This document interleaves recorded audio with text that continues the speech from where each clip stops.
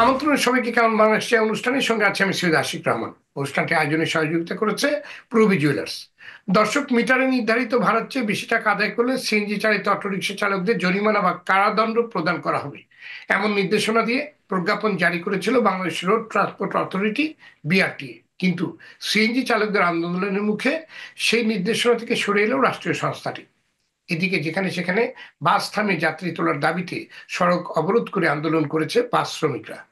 এর আগে গত 6 ফেব্রুয়ারি থেকে ঢাকা মহানগরীতে চালু করা হয়েছে ই টিকিটিং ও কাউন্টার ভিত্তিক বাস সার্ভিস। নতুন পদ্ধতিতে গাজীপুর ঢাকা সড়কের বিভিন্ন রুটে প্রথম অবস্থায় 21টি কোম্পানির 2610টি বাস চালুর কথা জানিয়েছেন উদ্যোক্তারা। এদিকে বাস রুট রেশনালাইজেশন নিয়ে কাজ করছে ঢাকা ট্রান্সপোর্ট কোঅর্ডিনেশন অথরিটি। ফলে দুই সংস্থার পক্ষ থেকে একই ধরনের উদ্যোগ নেওয়ার পরিস্থিতি আরো জটিল হওয়ার শঙ্কা করছেন বিশ্লেষকদের অনেকে।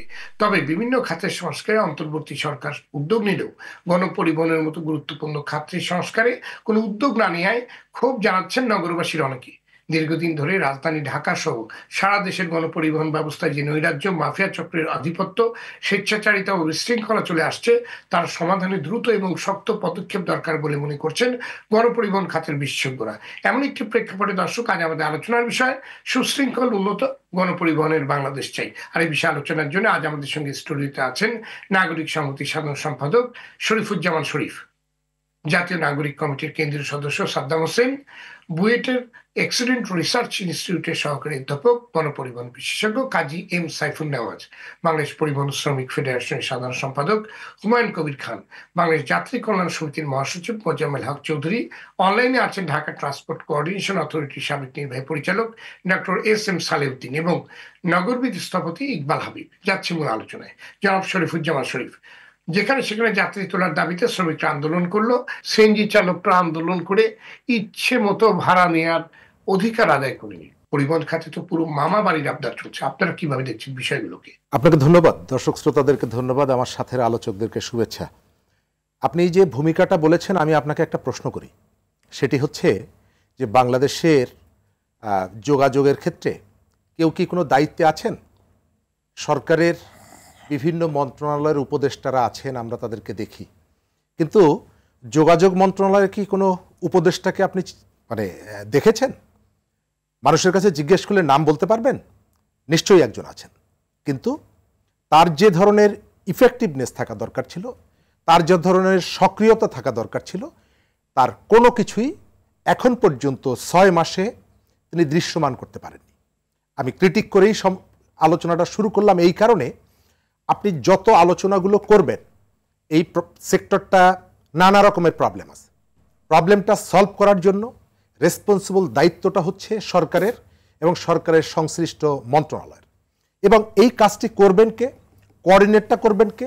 এখানে যে 3-4টা পক্ষ আছে, যাত্রী, মালিক, শ্রমিক এবং সরকার অথরিটি, তো এদের মধ্যে সমন্বয়টা করার দায়িত্বটা কার? সমন্বয়টা করার দায়িত্বটা হচ্ছে সরকারের।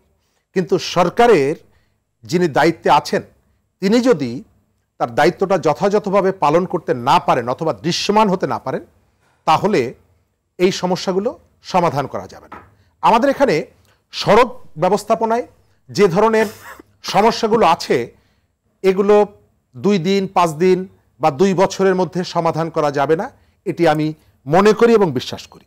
কিন্তু আপনাকে দেখাতে হবে যে আমরা একটা পরিকল্পনা গ্রহণ করছি, যে পরিকল্পনার ভেতর থেকে আমি প্রবলেমটা আইডেন্টিফাই করছি এবং আমি মিন করছি যে এটা একটা সমস্যা এবং এই সমস্যাটা সমাধান করা দরকার।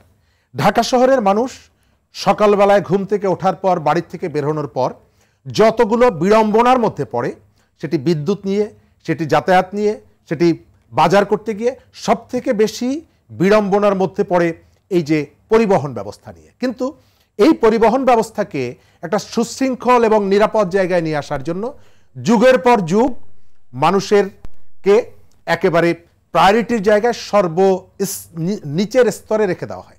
আপনি খেয়াল করে দেখবেন যে সরকার মালিকদের কথা ভাবে, মালিক শ্রমিকদের কথা ভাবে, এবং লক্ষ্য করার বিষয় হচ্ছে যে মালিক এবং শ্রমিক তারা কিন্তু দুটো শ্রেণী, তাদের পারস্পরিক কতগুলো দ্বন্দ্ব আছে।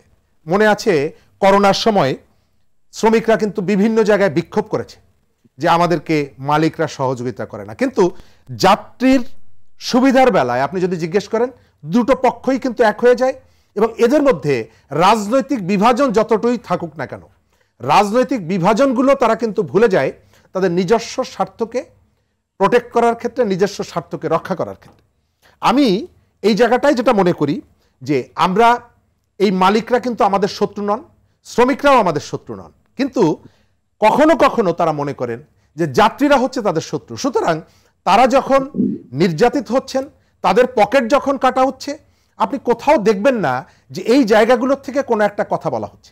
আগের যে সরকার, যারা 15 বছর দায়িত্বে ছিলেন, ঢাকা শহরে আপনি যদি 1 কেজি চাল কিনতে যান 65 টাকা যে চালের কেজি, আপনি যদি আধা কেজি চাল কিনতে যান ওই অনুযায়ী আপনাকে পয়সা দিতে হবে। আপনি যদি 1 গজ কাপড় কিনতে যান, যে কাপড়টির দাম 80 টাকা, আপনি আধা গজ কিনলে 40 টাকা দিবেন। ঢাকা শহরের 2.5 টাকা প্রতি কিলোমিটারের যে বাস ভাড়া, আপনি বাসে পা রাখার সঙ্গে সঙ্গে আপনাকে দিতে হবে 10 টাকা। এটাও তো একটা সেবা। আপনি যেভাবে চালটা কিনছেন, আপনি যেভাবে ডালটা কিনছেন, কাপড়টা কিনছেন, আপনি মালিকদের কাছ থেকে এই যে পরিবহন খাতের এই সেবাটা আপনি কিনছেন, তাহলে কেন আমি বাসে পা রাখার সঙ্গে সঙ্গে 4 গুণ ভাড়া আমাকে দিতে হবে? এটা কি সরকার জানতো না?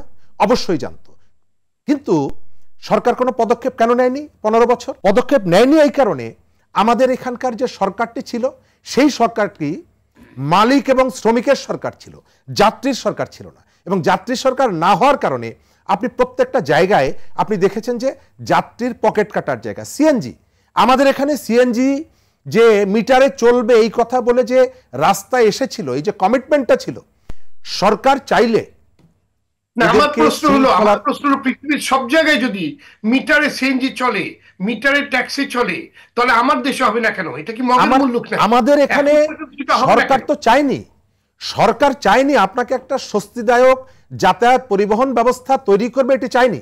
সরকার হিসাব করেছে, সরকার বলতে আমি আগের সরকারের কথা বলছি, আজ থেকে মাস 2 আগে একটা রিপোর্ট বেরিয়েছিল প্রথম আলোতে যে গত 15 বছরে আমাদের সড়ক ক্ষেত্রে, সড়ক খাতে, যোগাযোগ খাতে 86,000 কোটি টাকা ব্যয় করা হয়েছে এবং এই 86,000 কোটি টাকার মধ্যে 75,000 কোটি টাকার সড়ক নির্মাণ, সংস্কার, অন্যান্য কাজগুলো করেছে 4 জন ব্যক্তি এবং তাদের প্রতিষ্ঠান। কে? যোগাযোগ মন্ত্রী ওবায়দুল কাদের, সাবেক যোগাযোগ মন্ত্রী; তারিক আহমেদ সিদ্দিকী, সাবেক প্রধানমন্ত্রীর সেনা বিষয়ক উপদেষ্টা; শেখ হেলাল উদ্দিন তার আত্মীয়, আরো একজন এরকমের কারো একজন নাম এসেছে। প্রথম আলো রিপোর্টটা করেছিল।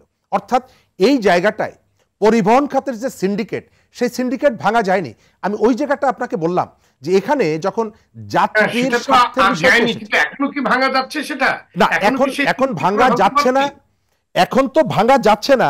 আমি তো তখন জানতাম, আপনি একজন শিশুকে যদি জিজ্ঞেস করতেন, সে বলতো যে আমাদের যোগাযোগ মন্ত্রীর নাম শাহজাহান খান, যিনি মৃত্যুর খবর শোনার পরেও হাসতেন, যিনি ড্রাইভারদেরকে বলতেন যে গরু ছাগল চেনার পরে লাইসেন্স দিতে হয়। আজকে আপনি একজন প্রাপ্তবয়স্ককে যদি জিজ্ঞেস করেন যে আমাদের এখানের যোগাযোগ মন্ত্রণালয়ের উপদেষ্টাকে, আমার ধারণা 80 ভাগ, 85 ভাগ, 90 ভাগ লোক বলতে পারবে না। কেন বলতে পারবে না? তার যে দায়িত্বটা যিনি পেয়েছেন, তিনি তো ইফেক্টিভ কেউ না, তিনি তো সক্রিয় না। তার যে, আমি ওই যেটা বললাম যে আপনি 6 মাসের মধ্যে সমস্ত সমস্যার সমাধান করে ফেলবেন, আমি সেটি বলি না, কিন্তু আপনার চেষ্টাটা তো করতে হবে, মানুষকে তো দেখাতে হবে। আমি পরিবেশ উপদেষ্টাকে দেখছি তিনি ছোটাছুটি করছেন, নানা কিছু করছেন, আরো এই ধরনের অনেক কয়েকজন উপদেষ্টাকে দেখছি তারা যাচ্ছেন, মানুষের সমস্যা হলে কতগুলো কথা বলার চেষ্টা করছেন। আহতরা গণ অভ্যুত্থানে তারা যখন রাস্তায় বিক্ষোভ করছে, কয়েকজন উপদেষ্টাকে দেখছি রাতের বেলা যাচ্ছেন। কিন্তু ঢাকা শহরে আজকে সকালবেলায় যে নৈরাজ্যটা, আপনি সকালবেলা ঘুম থেকে পৃথিবীর কোন সভ্য দেশে সরকার এটি পারমিট করে? আপনি জিজ্ঞেস করেন বিআরটিএ-কে যে তুমি কারোর সাথে আলোচনা ছাড়া, কোন স্টেক হোল্ডারের সাথে কথা বলা ছাড়া তুমি হঠাৎ করে কেন 50,000 টাকা, এটা কি সম্ভব একজন সিএনজি চালকের পক্ষে 50,000 টাকা জরিমানা দেওয়া? এই যে বিআরটিএ, যে আমি তো মনে করি যে তাদের বিরুদ্ধে অ্যাকশন নেওয়া দরকার, কারণ আজকের মানুষের যে দুর্ভোগ, এটি বিআরটিএ সেটা নয়। আপনি যেটা বলছেন, আপনি হয়তো বলছেন যে তাদের বিরুদ্ধে কেন এত টাকা করলো, কিন্তু কোনো তো একটা অ্যাকশন তো নিতে হবে। আপনি কিছুক্ষণ আগে বললেন যে নির্লিপ্তভাবে সবাই বসে আছে, কেউ কোনো কথা বলছে না। এবং যারা দায়িত্ব নিচ্ছে তারা দায়িত্ব পালন করছে না, যার জন্য ইনঅরেঞ্জ হচ্ছে। কিন্তু 50,000, সেটা আপনি বলেন যে 50,000 টাকা না করে যৌক্তিক করতে হবে, আমি কিন্তু ওইটাই এই বলছি। যে হচ্ছে যে আমি মিটারে যাব না, আমি যেখানে সেখানে বাস থেকে লোক তুলবো, এটাও তো হতে পারে না। কোনো একটা দিকে তো অ্যাকশন আসতে হবে। আশিক ভাই, আমি ওইটাই বলছি। আমাদের যখন অস্ত্রোপচার করা হয় তখন যে অ্যানেস্থেশিয়াটা দেওয়া হয়, রোগী কতটুকু ধারণ করতে পারে সেটি বিবেচনা করে অ্যানেস্থেশিয়াটা দেওয়া হয়। আপনি জি এই ধন্যবাদ জায়গাটায় আপনার কাছে। সরকার আপনার কাছে হাত পরে পা আমি আবার গুটিয়ে আসবো। বসে থাকবে সেটি বলছি না, কিন্তু সরকারকে জি, কতগুলো প্র্যাকটিক্যাল অ্যাকশনের দিকে যেতে হবে। অ্যাকশন দিকে যেতে হবে। রাইট। জি ধন্যবাদ, আপনার কাছে পরে আমি আবার আসবো। জনাব সাইফুল নেওয়াজ, একদিকে বাস রুট রেশনালাইজেশনের কাজ চলছে, অন্যদিকে গোলাপি রঙের বাস চালু হলো। কেউ কেউ অভিযোগ তুলছেন এর মধ্যে দিয়ে নতুন করে পরিবহন সেক্টরে হজবরল অবস্থা সৃষ্টির ক্ষেত্র তৈরি হলো। আপনার বিশ্লেষণ শুনতে চাই। ধন্যবাদ। গণপরিবহনের যে বিশৃঙ্খলা ছিল এবং এখনো আছে, দীর্ঘদিন ধরে চলে আসছে, এটার জন্য কিন্তু একেবারে প্রুভেন সলিউশন কিন্তু দীর্ঘদিন ধরেই কিন্তু দেওয়া হয়েছে। এবং যেটা কিনা শুধু আমাদের দেশে না, আসলে পৃথিবীতে এমন অনেক দেশ রয়েছে, যেমন আফ্রিকার অনেক দেশ যারা এই বাস রুট রেশনালাইজেশন সিস্টেমটাকে চালু করে সফল হয়েছে। পাকিস্তানের অনেক প্রদেশ সফল হয়েছে। সেই জায়গা থেকে প্রুভেন, এমন না যে নতুন কিছু বলা হচ্ছিল, সেই জায়গা থেকে রেশনালাইজেশনের কার্যক্রম প্রাথমিকভাবে একবার শুরু হয়েছিল, ব্যর্থ হয়েছে, সেটা আবার এই যে নতুন যে আমাদের অন্তর্বর্তী সরকার, সেই সময় আবার চালু হলো। আমরা কিন্তু খুব আশাবাদী ছিলাম যে এবার অন্তত কাজগুলো আগাবে এবং আগাচ্ছিল। সেই জায়গা থেকে দেখা গেল যে কিছুদিন আগে আপনার রিজিওনাল ট্রান্সপোর্ট কমিটি আরটিসির একটা মিটিংয়ের মাধ্যমে আবার গোলাপি রঙের একটা বাস সার্ভিস চালু করার ব্যাপারে উদ্যোগ নেওয়া হলো। প্রথমে যে বিষয়টা এখানে খুব জরুরি সেটা হচ্ছে যে DTCA, Dhaka transport coordination authority, তারা একটা সিস্টেম চালু করছে, তারাও সরকার একটা সংস্থা। পাশাপাশি এতদিন ধরে যে চলে আসছিল রিজিওনাল ট্রান্সপোর্ট কমিটি, তারাও কিন্তু এতদিন ধরে রুট পারমিট দিচ্ছিল বা হচ্ছে আপনার বাস স্টপেজ নির্ধারণ, সেটাও কিন্তু একটা চলমান প্রক্রিয়া। অর্থাৎ প্রথমেই যে জিনিসটা এখানে সাংঘর্ষিক সেটা হচ্ছে যে একই জিনিস দুইটা অথরাইজেশন, দুইটা এন্টিটি আমাকে দেখা যাচ্ছে পারমিশন দিচ্ছে। এটা কিন্তু হতে পারে না। যে সরকারকে সিদ্ধান্ত নিতে হবে কে আসলে এটা কোঅর্ডিনেট করবে, এটা কি আরটিসি দিবে নাকি হচ্ছে ডিটিসি দিবে। যদি আমাকে প্রশ্ন করা হয়, আমি বলবো যেহেতু হচ্ছে পুলিশ কমিশনার আসলে তার সেই স্টেকটা, সেটা এনফোর্সিং অথরিটি, তার হাতে কিন্তু এতদিন পর্যন্ত ছিল। আমাদের যেহেতু ডিটিসিএ বা এই উদ্যোগটা ছিল না এতদিন পর্যন্ত, হয়তো একটা পদ্ধতিতে আমরা এই বাস রুট পারমিট করতাম। বাট এখন যেহেতু ডিটিসি উদ্যোগটা নিয়েছে, আমার মতামত হচ্ছে যে এখানে ডেফিনেটলি এটা পুলিশ কমিশনের হাতে থাকার কোনো সুযোগ নাই, বা এটার চাইতে আমরা ডিটিসি এর যে অর্গানোগ্রামের ভিতরে আমরা এই কোঅর্ডিনেশন, তার কাজটাই তো কোঅর্ডিনেট করা, সেখানেই যাওয়া উচিত। বা সেটা না করে অ্যাট এ টাইম দেখা যাচ্ছে দুইটা অর্গানাইজেশন বাস রুট নিয়ে কাজ করছে, এটা হতে পারে না। এক, দুই হচ্ছে ডেফিনেটলি সাংঘর্ষিক। কেন সাংঘর্ষিক? সেটা হচ্ছে যে একদিক থেকে আমরা ভাবছি যে আমরা বাস রুট রেশনালাইজেশনে যাব, আরেক দিক থেকে আবার দেখা যাচ্ছে যে কিছু বাসকে আমরা নির্দিষ্ট করে কিছু রুটে পারমিট দিয়ে দিলাম, এবং সেই রুটে কিন্তু এখনো পর্যন্ত অন্য বাসও চলছে। জি ধন্যবাদ আপনাকে ডক্টর সালেউদ্দিন। রাজধানীর মতো একটি নগরের পরিবহন ব্যবস্থায় কেন এমন বিশৃঙ্খলা, দায় আসলে কার বলে আপনি মনে করেন? নাকি আসলে এই বিষয়ে যাদের গুরুত্ব দেওয়া দরকার তাদের কোনো গুরুত্বই নেই, এটাকে তারা কোনো গুরুত্বপূর্ণ বিষয় মনে করে না? আপনাকে অনেক ধন্যবাদ। আপনার শেষ কথাটা নিয়েই আমি শুরু করতে চাই। সেটা হলো, যাদের এইটা কাজ, যারা এই কাজ নিয়ে এই বিষয়টা নিয়ে কাজ করছে বছরের পর বছর, তাদেরকে তো গণনায় আনা হচ্ছে না। আমি যদি আমার কথাই বলি, যে 30 বছর এই ট্রান্সপোর্ট সেক্টরে কাজ করে আমরা এই বাস রুট রেশনালাইজেশন যখন তৈরি করলাম, এবং আমরা বাস রুট রেশনালাইজেশন যখন তৈরি করছি, আমরা কিন্তু নতুন কোনো টায়ার আবিষ্কার করিনি। আমরা যেই কাজটা করেছি সেটা হলো, আমরা পৃথিবীর বড় বড় শহরগুলোতে কিভাবে বাস রুট রেশনালাইজেশন এটাকে মানে আপনার কি বলে এটাকে অ্যাক্টিভেট করা হয়েছে, এবং এটা কিভাবে চালু করা হয়েছে, কি কি প্রতিবন্ধকতা তারা ফেস করছে, এগুলো সব কিছু আমরা দেখেছি। এবং আমাদের 4 বছর সময় লাগছে শুধু স্টাডিটাই করার জন্য। আমি প্রফেসর সাইফুজ্জামান সাহেবকে অনেক ধন্যবাদ জানাই। উনি সঙ্গত কারণেই উনি যেই কথাগুলো বলছেন, ওনার সাথে আমি একমত। একমত কেন? যে আমরা তো বিদেশি কনসালটেন্ট নই, আমরা এই দেশের মানুষ। আমার দেশের জন্য আমি কাজ করব, আমাকে যখন ডাকবে তখনই আমি দৌড়িয়ে যাব। কিন্তু মুশকিল হলো কি জানেন, এই যে যখন আমরা এই এই প্রজেক্টটা নিয়ে কাজ শুরু করলাম, এই যে পাইলট ভিত্তিক শুরু করা হয়েছিল কাজটা, আমরা কিন্তু এটা বাধা দিয়েছিলাম। আমরা বলছি পাইলট ভিত্তিক কোনো অপশন আমাদের এখানে নাই। কিন্তু দুই মেয়রে কেউ আমাদের কথা শুনেনি। একটা মেট্রো লাইন করতে আমাদের 10 বছর সময় লেগেছে। আর এই বাস রুট ট্রান্সফরমেশন কিন্তু ঢাকার ঢাকা মানে ইন্ট্রা ঢাকা প্লাস ঢাকার বাইরে যে স্যাটেলাইট সিটিগুলো আছে, যেমন আপনার গাজীপুর, নরসিংদী, নারায়ণগঞ্জ, পদ্মা সেতু, এদিকে মানিকগঞ্জ, এদের সাথে কিন্তু ইন্টিগ্রেশন করে এমনভাবে করা হয়েছে যে ওই গাড়িগুলো আইসা আপনার এই টার্মিনালে, এক টার্মিনাল হবে, 4টা টার্মিনাল হবে চতুর্দিকে, ওই টার্মিনালে তারা তাদের রঙের গাড়ি পেয়ে যাবে এবং ঢাকা শহরে ঢুকে যাবে। আর ওই গাড়িগুলো কিন্তু ঢাকা শহরে ঢুকবে না। এইটা হলো একটা। আরেকটা হলো কোম্পানি ফরমেশন, যেটা আমি বললাম যে যারা আছে তাদেরকে নিয়ে আপনাকে কোম্পানি তৈরি করতে হবে। নতুন করে পেপারে দিয়ে, এই যে পেপারে দেওয়ার যে ইনভাইট করা, এটা কিন্তু আনফর্চুনেটলি এই আবার পাস্ট সেই অ্যাক্টিভিটিস আমরা পড়ে যাই কিনা একটা শঙ্কা আছে।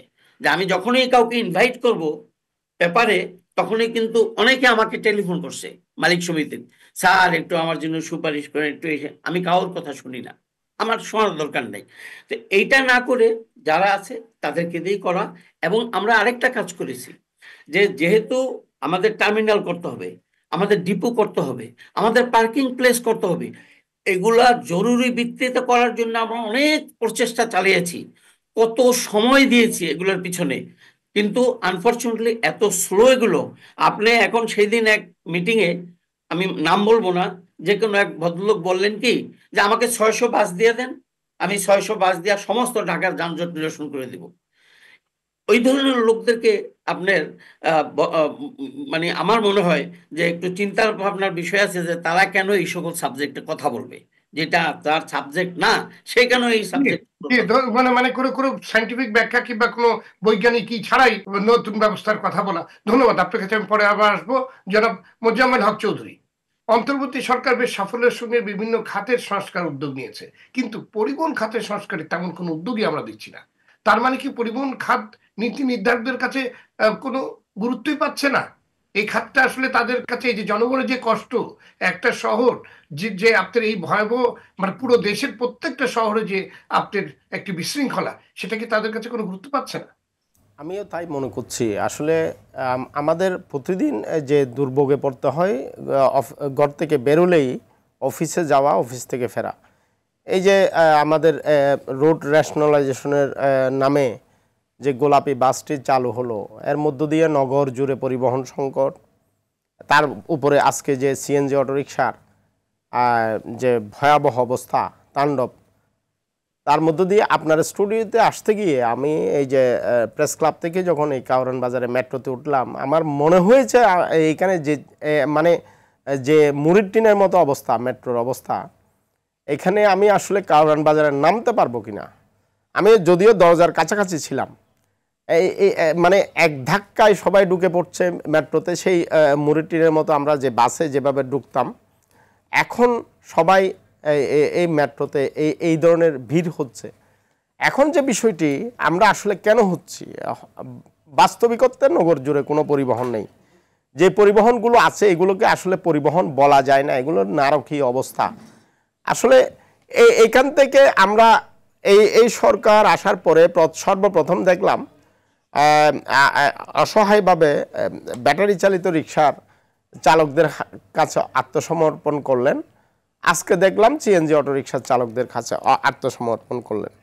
এখন সংস্কারের যে জায়গাগুলো আমরা যেটা মোটা দাগে দেখছি, আমি যদি আপনাকে বলি গত 16 বছর সেই যে সরকার ছিল, তারা যাত্রী এবং নাগরিক সমাজ পরিবহনের সিদ্ধান্ত গ্রহণের জায়গায় ছিল না।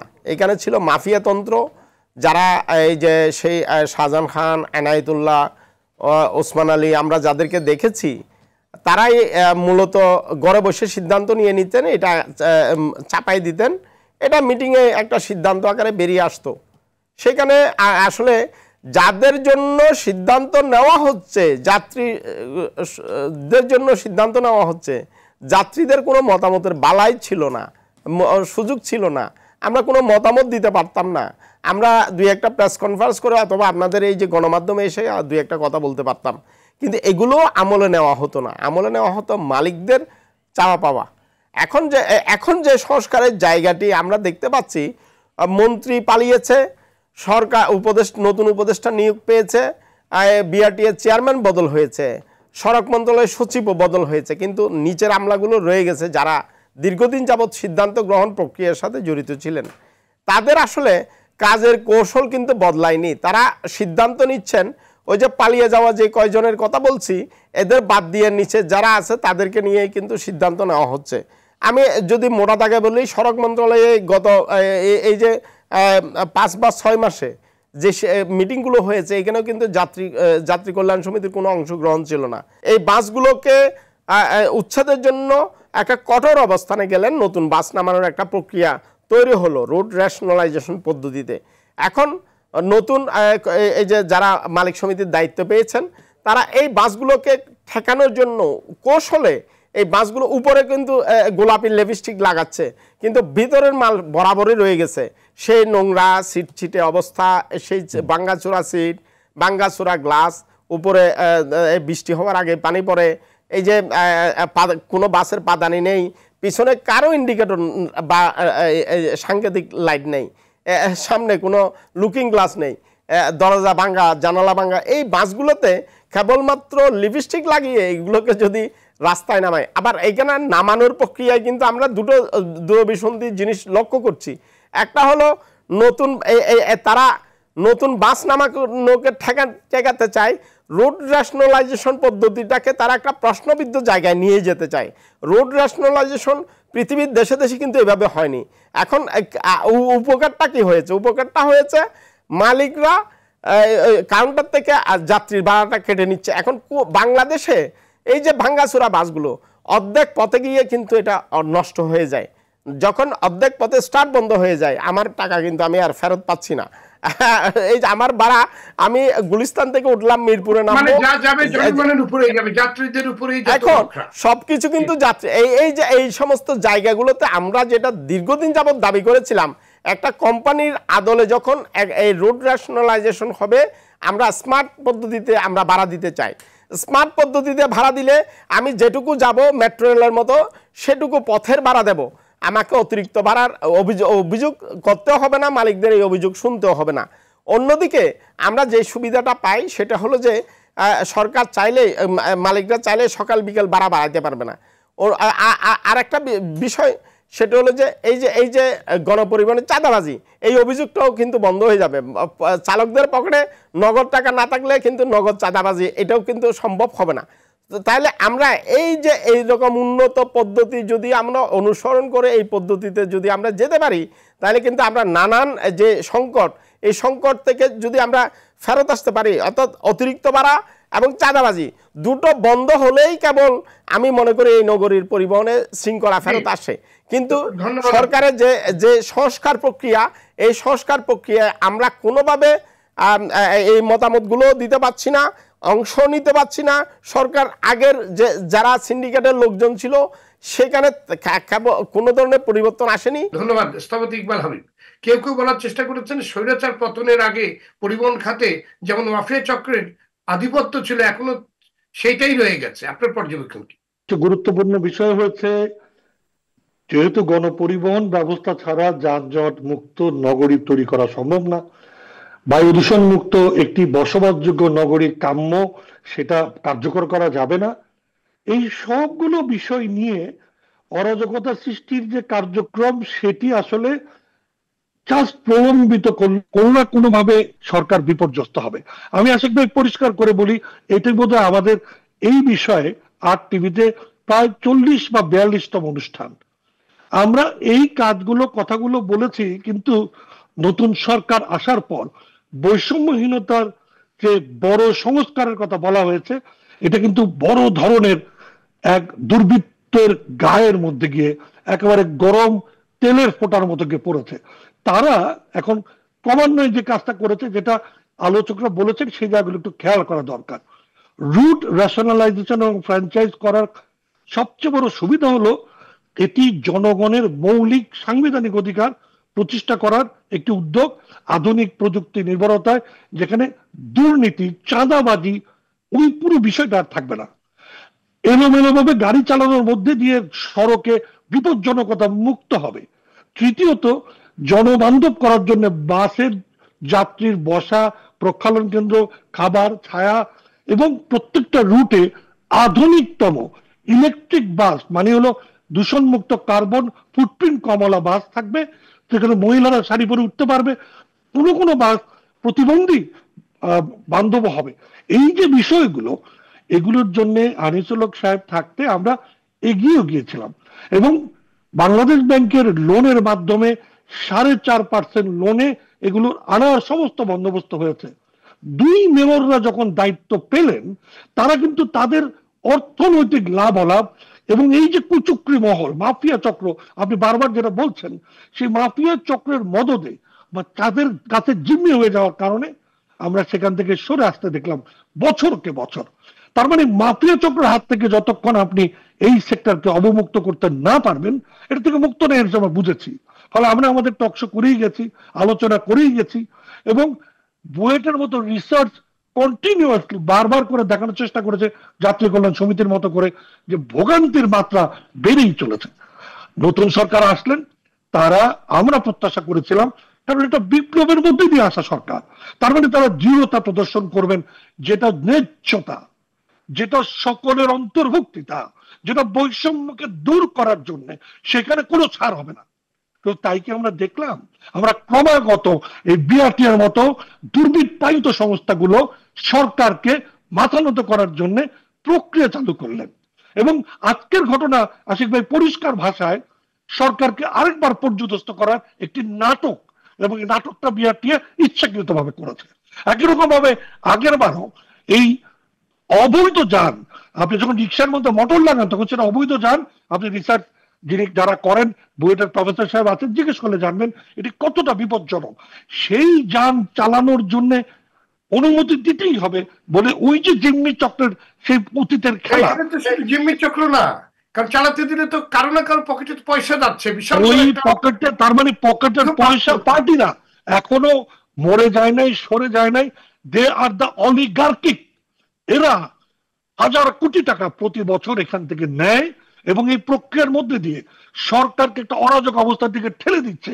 আপনি কল্পনা করে দেখেন যে আজকে সিএনজি মিটারে যাব না, সেটা আদায় করে নেওয়ার মতো অবস্থায় চলে গেল।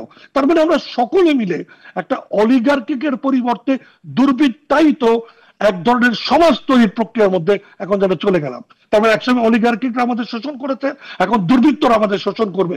এটি তো সমাজে কাম্য হতে পারে না। তার মানে সরকার পর্যুদস্ত হচ্ছে এই সমস্ত সংস্থাগুলো, যেটা মোজাম্মেদ সাহেব একটুখানি মধ্যে বুঝিয়ে বলেন, অথবা আমাদের সালেউদ্দিন সাহেব, যে ওই যে সেক্রেটারির পরে এর ভিতরে যে বসে থাকা ওই নস্বাত করার জন্য যে একজন দুর্বৃত্তায়িত আস্তানা, সেই বল্লার চাকে আঘাত করা যায়নি। এবং আমি পরিষ্কার ভাষায় বলছি, সড়ক ও জনপদে এখন পর্যন্ত সিগন্যালিং সিস্টেম না করা, জবাবদিহিতামূলক আচরণের মাধ্যমে বিআরটিএ কে গুছানো এবং অলিগার্কিকদের হাত থেকে বেরিয়ে এটি একটি সাংবিধানিক অধিকার হিসেবে স্বাস্থ্য শিক্ষার মতো কেন বিআরটিসি কে শক্তিশালী করে আমরা বিআরটিসি এর মাধ্যমে এটা করবো না, সেই প্রশ্ন তোলা দরকার। এবং এই প্রশ্ন তোলার পাশাপাশি এটা মনে রাখতে হবে, এটি সারা পৃথিবীতে, ইভেন সিঙ্গাপুরে, এটি একটি ভর্তুকি খাত। প্রয়োজন হলে আপনি এখানে সরকার ভর্তুকি দিবে, কিন্তু জনগণের সেবা, জনগণের স্বাচ্ছন্দ্যতা, সেখানে কোনো কম্প্রোমাইজ করা হবে না। তাকে যে কোনো জায়গায় যেতে পারবে না, মিটারে যেতে পারবে না, সকল আইন বিধানগুলি দেখাবে, তাদেরকে আমরা পারমিশন দিয়ে দিব। তাহলে জনগণের পক্ষে দাঁড়ালো কে? দাঁড়ালোই সরকার। অর্থাৎ যেই জনগণ আত্মাহুতি দিয়ে বারবার বলার চেষ্টা করেছে আমি এই দুর্ভেদ্য দুর্বৃত্তায়ন থেকে বেরোতে চাই, যারা রক্ত দিয়ে প্রমাণ করেছে বেরোনোর জন্য আমরা মরিয়া, তাদের পক্ষে কি দাঁড়ালো? আমরা এখনো সেই দুর্বৃত্তদের রাস্তায় গোষ্ঠীবদ্ধভাবে ভাঙচুর এবং রাস্তা অবরোধ করার জন্য সকলের একই প্রয়াস দেখতে পাই। ওই সেখানে তো কোনো ধরনের সচেতন জনতা দাঁড়াচ্ছে না। কেন রাস্তায় রাস্তায় শাহবাগের মোড় বলেন, ওই নয়াপল্টনের মোড় বলেন, ইভেন এখন বিন্টু রোডের মোড় বলেন অথবা আগারগা বলেন, সমস্ত রাস্তায় কথা নাই বার্তা নাই দাঁড়িয়ে যাচ্ছে, সমস্ত শহরকে বিকল করে দিচ্ছে। একটা কথা বলি, আপনাদের এখানে অনেকবার আলোচিত হয়েছে, যানজট, গণপরিবহন না থাকা, সামাজিক সম্পর্ক পিতামাতার সাথে সন্তানের, সন্তানের সাথে অন্যান্য সকলের ধ্বংস হয়ে যাচ্ছে। মোবাইল ফোনে চলে যাচ্ছে সবাই, কারণ পিতামাতা অতিরিক্ত 3-4 ঘন্টা সড়কে কাটাচ্ছেন, সন্তানের সাথে তার সময় কাটানোর সুযোগই হচ্ছে না। এটি ভয়াবহ সামাজিক পরিণতি টেনে আনছে। আমরা জিনিসটাকে যত সাদামাটা করে দেখছি অত সাদামাটা নয়। আমি মনে করি কালকেই এই সরকার যৌথ বাহিনী নামিয়ে এই সমস্ত দুর্বৃত্ত, বিআরটিএ, এই সমস্ত যারা আন্দোলনের নামে অরাজক অবস্থা তৈরি করছে, দৃষ্টান্তমূলক ভাবে তাদের বিরুদ্ধে প্রতিরোধ গড়ে তুলুক, এবং ডিটিসিএ যারা কোঅর্ডিনেশনের দায়িত্ব, তাকে পাশ কাটিয়ে তারা এই হলুদ বাস, লাল বাস, গোলাপি বাস নামানোর চেষ্টা করলো। ধীরে ধীরে ধীরে ধীরে জিম্মি করতে করতে এমন অবস্থা তৈরি করেছে, ওরা যা বলবে তাই, আইনে যা তাই তাই হবে। এই অবস্থা আমরা অনেক চেষ্টা করেছি প্রতিরোধ করতে। আজকে কিন্তু লিটমাস টেস্টের মতো ছোট ছোট ছোট ছোট করে তারা আবার নতুন চেহারা নিয়ে দাঁড়িয়েছে। অবশ্যই আগামীকাল এই সমস্ত সিদ্ধান্তগুলো পাল্টিয়ে আইনে যা আছে সেটা কার্যকর করার জন্য রাস্তায় দাঁড়ালেই সোজা। ধন্যবাদ। জনাব সাদ্দাম হোসেন, আপনার কাছে আসতে চাই। জনাব সাদ্দাম হোসেন, গণপরিবহন খাতের নৈরাজ্য অব্যবস্থাপনা নিয়ে আপনারা তরুণরা কি ভাবছেন? জি ধন্যবাদ আশিক ভাই, ধন্যবাদ আরটিভির শ্রোতা বিন্দুদের। সত্যিকার অর্থেই পরিবহন সেক্টরের এই সংকট কিন্তু আজকের একদিনের না, বা এই গত 6 মাসের না। যেই 6 মাসে গভর্নমেন্ট দায়িত্ব নিয়েছে, এই 6 মাসের সংকট না, এই সংকটটা হচ্ছে যুগ যুগ ধরে আমরা দেখছি কিন্তু। এবং এই সংকটের মূলে যদি যান তাহলে সবাই এক বাক্যে বলবে যে পরিবহন সেক্টরের যে সিন্ডিকেট, এই সিন্ডিকেটই মূলত এই সংকটের মূল কারণ। এখন সিন্ডিকেট বলতে আসলে কি বুঝাচ্ছেন, বা আমরা সিন্ডিকেট বলতে কি বুঝি? সিন্ডিকেট বলতে আসলে বুঝি যে এখানে ট্রাইপার্টি একটা সিন্ডিকেট আছে। ট্রাইপার্টি সিন্ডিকেটটা কীরকম? এখানে পরিবহনের মালিক সমিতি, পরিবহনের কর্মচারী কল্যাণ সমিতি, অ্যাট দ্য সেম টাইম কিছু রাজনীতিবিদ, দুষ্ট কিছু রাজনীতিবিদ, অসৎ কিছু রাজনীতিবিদ, এই যে ট্রাইপার্টি সিন্ডিকেট, এই ট্রাইপার্টি সিন্ডিকেটের কারণে যুগ যুগ ধরে কিন্তু পরিবহন ব্যবস্থাটা এই ভঙ্গুর অবস্থায় থেকে গিয়েছে। এখন তাহলে এটার সমাধান কি? মানে একটা সমাধান তো একেবারে আনএনিমাসলি অ্যাকসেপ্টেড হয়েছে, সেটা হচ্ছে বাস রুট রেশনালাইজেশন। এখন বাস রুট রেশনালাইজেশন করবেন কাদের দ্বারা? করবেন তো এই যে ট্রাইপার্টি সিন্ডিকেট, এদেরকে কনভিন্স করেই তো করতে হবে। এদেরকে আপনি উপেক্ষা করে তো করতে পারবেন না। তাহলে এদেরকে আমরা সমন্বয় করার চেষ্টাটা অতীতে যারা এই উদ্যোগগুলো নিয়েছে তারা করেছে কিনা? উত্তর হচ্ছে প্রপারলি করে নাই। তাহলে বর্তমান সরকারের দায়িত্ব হচ্ছে, সঙ্গত কারণে বর্তমান সরকারের দায়িত্ব হচ্ছে এই যে ট্রাইপার্টি সিন্ডিকেটটা আছে, এই সিন্ডিকেটকে আমি আসলে, যদি সবাই বলবে সিন্ডিকেট ভেঙে দাও, ভাঙাটা আসলে পসিবল না। পসিবল না এই কারণে সিন্ডিকেট একদিনে তৈরি হয় না, এবং সিন্ডিকেটটা ভাঙার জন্য যেই শক্তিশালী গভর্নমেন্ট বা রাজনৈতিক মেকানিজম দেশে থাকা দরকার, সেই রাজনৈতিক মেকানিজমও বর্তমানে আমাদের দেশে নাই বা অতীতেও ছিল না। সুতরাং সিন্ডিকেট ভাঙতে আমরা পারবো না। ভাঙতে যেহেতু পারবো না, তার আগ পর্যন্ত আমাদের কি করতে হবে? এই সিন্ডিকেটের সাথে বসে, এই সিন্ডিকেটকে ম্যানেজ করেই আমাকে ওদের চাইতে বেশি কি বলা যায়, ইন্টেলিজেন্ট হইতে হবে। ওদের সাথে, ওদের নেগোসিয়েশনের টেবিলে ওদেরকে বসাইতে হবে। ওদেরকে নেগোসিয়েশনের টেবিলে বসিয়ে আমাকে ওদের মাধ্যমেই এই ব্যবস্থাটা বাস্তবায়ন করে ফেলতে হবে। বললেন যে এটা করতে হবে, এটা করবে কি? এক্স্যাক্টলি, করবে কে? করবে অবশ্যই গভর্নমেন্ট। এখন গভর্নমেন্টে যিনি আছেন, হয়তোবা ওই গত 6 মাস ফায়ার ফাইটিং করতে করতে করতে করতে গভর্নমেন্ট আসলে এই দিকগুলোকে খুব বেশি কনসেন্ট্রেট করতে পারে নাই। যেমনটা গভর্নমেন্ট না পারার কারণে যেটা হয়েছে, যে বিগত ফ্যাসিস্ট সরকারের যে দোসরগুলো এই পরিবহন সেক্টরের বিভিন্ন জায়গায় বসে আছে, এই বিআরটিএ বলেন বা হচ্ছে ডিএমপি বলেন, যেই জায়গায় প্রশাসনের সকল স্তরে যেহেতু বিগত সরকার, ফ্যাসিস্ট সরকারের দোসররা একেবারে টপ টু বটম বসে আছে, এরা কিন্তু সরকারকে মানে কন্টিনিউয়াসলি বেকায়দায় ফেলবার সুযোগ খুঁজছে। সরকারের সেই সক্ষমতা এখন পর্যন্ত হয় নাই যে ওভারঅল সকল ক্ষেত্রে এই খুঁটিনাটি বিষয়গুলোকে অ্যাড্রেস করে তাদেরকে সাপ্রেস করে আমি জনসেবাটাকে এনশিওর করব। গভর্নমেন্টের সেই সক্ষমতা এখন পর্যন্ত হয় নাই বলেই কিন্তু সেই সুযোগটা এই দোসররা নিয়েছে বিগত দিনগুলোতে। আমরা দেখেছি কিভাবে নিয়েছে। ওই আপনি যে ব্যাটারি চালিত অটোরিকশার কথা বললেন, ব্যাটারি চালিত অটোরিকশাকে হঠাৎ করে একদিন বা 2 দিনের নোটিশে বলা হলো যে এই দিন থেকে আর ঢাকা শহরে কোথাও ব্যাটারি চালিত অটোরিকশা চলতে পারবে না। এই ঘোষণাটা না দিয়ে আপনি যদি আসলেই চাইতেন যে ঢাকা শহরের মহাসড়কগুলোতে যেভাবে গত 15 বছরে অটোরিকশা চলে নাই, আগে সেটা আমি এনশিওর করে তারপরে হচ্ছে আমি আস্তে আস্তে আস্তে আস্তে গলিতেও সেটা নিয়ে যাব, গলিতেও চলতে পারবে না। কিন্তু আপনি কি করলেন, আপনি মানে একেবারে ওই শতভাগ এদেরকে উঠে দিতে গিয়ে এই সেক্টরের সাথে যে এই যে রিক্সা যে চালায়, এই যে 10 লাখ 15 লাখ রিক্সা শ্রমিক, এদের পুনর্বাসনের কোনো ব্যবস্থা না করে আপনি হঠাৎ করে এক দিনের ঘোষণায় সব উঠায় দিবেন কি করে? বিগত সরকারের দোসররা চেয়ারে বসে উন্নতিটা করার চেষ্টা করছে, মানে তারা ভিজিবল করছে, তারা ওভারনাইট উন্নতি করার চেষ্টা করছে, কিন্তু ওভারনাইট সরকারকে বেকায়দায় ফেলবার চেষ্টা করছে। আজকে সিএনজি চালকদের এগেইনস্টে, মানে সিএনজি চালকদেরকে রুখতে গিয়ে যে সিদ্ধান্তটা নেওয়া হয়েছে, এইটাকে আপনি কোনোভাবে লজিক্যাল মনে করেন কিনা? আপনারা কিন্তু একটা জিনিস অ্যাড্রেস করেন নাই, এই সিএনজি চালকরা কেন আন্দোলনে নামলো, তাদের কথাটা কি? তাদের কথাটা হচ্ছে আমরা কি করে মিটারে ভাড়া আদায় করব, যেখানে একজন সিএনজির মালিক আমার কাছ থেকে প্রতিদিন, আমি গাড়ি চালাই বা না চালাই, প্রতিদিন 2000 টাকা, 2500 টাকা, 3000 টাকা ভাড়া আদায় করছে।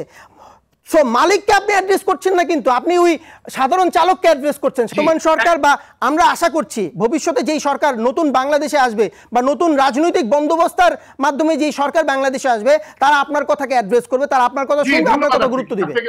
আপনাকে ধন্যবাদ। জনাব হুমায়ুন কবির, পরিবহন খাতের শৃঙ্খলা ফিরুক, উন্নত হোক, তা কি খোদ মালিক শ্রমিক আদৌ চায়? আজকের আলোচনায় আমার সহ-আলোচক বৃন্দ এবং আরটিভির সকল দর্শক ভাইদের আসসালামু আলাইকুম। আমি 5ই আগস্টের একটি বিপ্লবের মধ্য দিয়ে, রক্তক্ষয়ী সংঘর্ষের মধ্য দিয়ে আমাদের দেশের ছাত্র শ্রমিক জনতার আত্মহত্যের মধ্যে দিয়ে আমাদের দেশটা আবার দ্বিতীয়বার স্বাধীনতা অর্জন করেছে। এখন এই 5 তারিখের 5ই আগস্টের পরে আমরা কি পারি না, কে মালিক, কে শ্রমিক, কে যাত্রী, সকলকে মিলে সমালোচনার উদ্দেশ্যে আমরা যে বিষয়গুলিকে সমালোচিত হচ্ছে সেগুলোকে নিয়ে আমরা একটা পজিটিভ আলোচনা করে আমরা একটা ফলপ্রসূ ফলাফল বের করি। এই দৃষ্টিতে না গিয়ে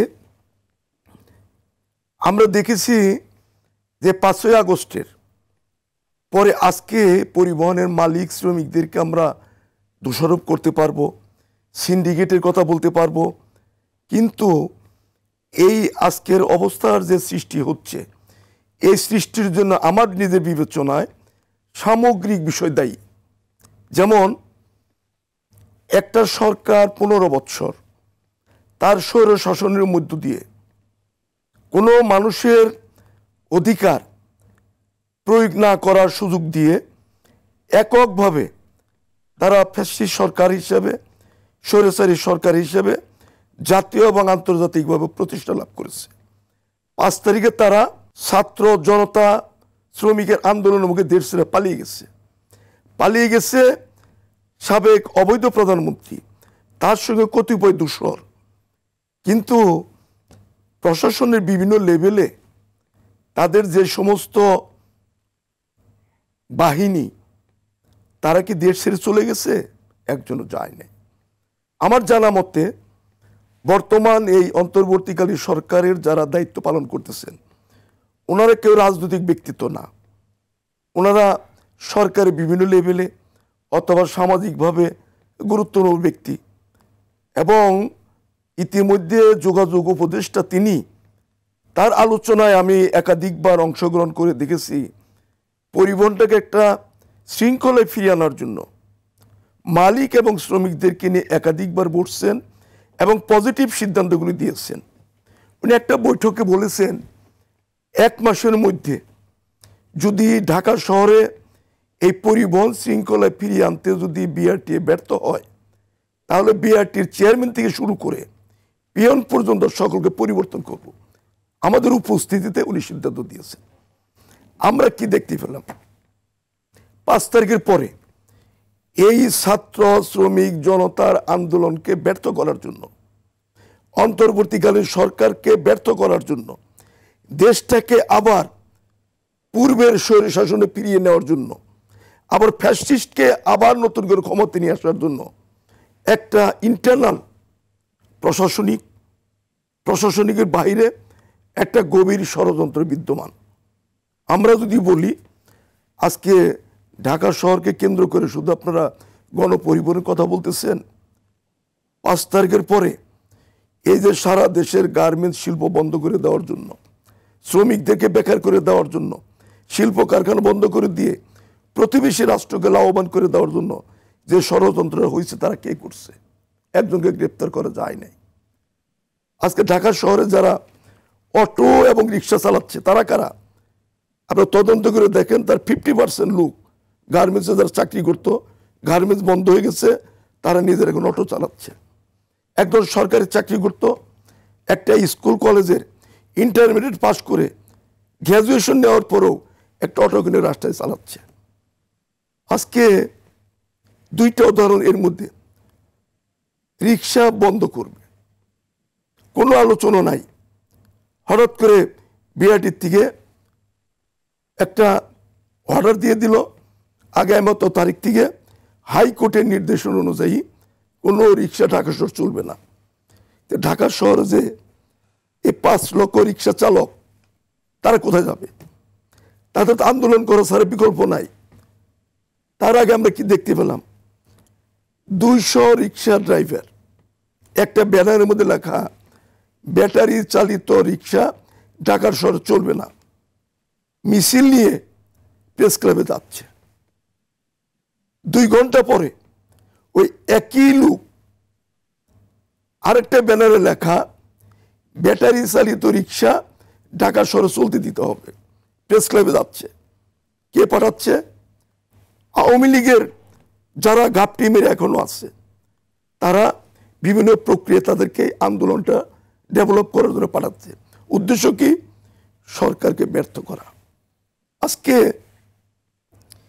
এই যে পরিবহনের অরাজকতা, অন্তর্বর্তীকালীন সরকার যত ভালো সিদ্ধান্ত গ্রহণ করুক। আপনার কাছে আমার যে প্রশ্ন, যে পরিবহন খাতে শৃঙ্খলা ফিরুক, উন্নত হোক, তাকে খোদ মালিক শ্রমিকরা চায়। আপনার কাছে আমার সরাসরি পরিবহন এই সেক্টরে শৃঙ্খলা ফিরে আনতে গেলে মালিক, শ্রমিক, প্রশাসন, সরকার সকলের যাত্রী ঐক্যবদ্ধ প্রচেষ্টার প্রয়োজন।